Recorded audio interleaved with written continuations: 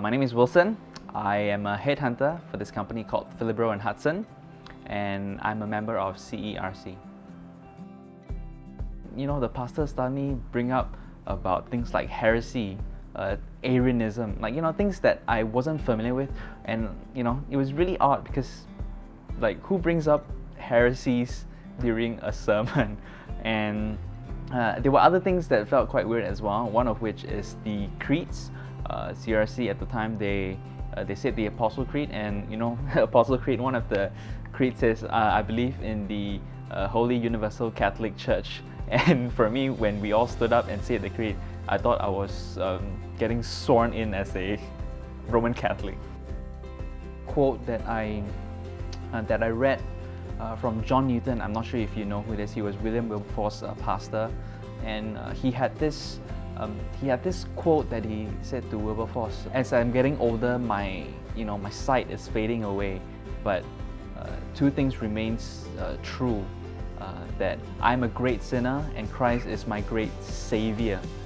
And I think that is something that is so important. It's so fundamental, but yet I don't think I've experienced ever in my life where a church has such a comprehensive understanding of what it means for us to be a sinner before God. And unless you understand the doctrine of sin, not in an abstract way, but in a way that it's personal, in a way that's theological, in a way that we understand how God actually sees us, we'll always put our hope in things other than Christ and Christ only.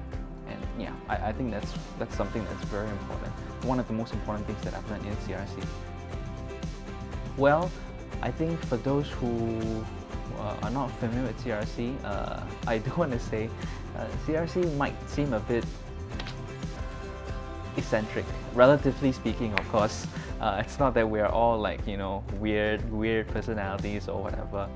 I think what people need to understand about CRC is that they need to know that we're human beings, and they need to know that these people, it's not that they're intelligent or whatever, but these people do take a considerably amount of time to adjust, to decide whether or not this church is a church that they should join, because obviously it's not as simple as just joining your local golf club or swimming club. And I think that's what people really need to know about CRC before they just jump to conclusions. One of the things that I really want people to understand is that in CRC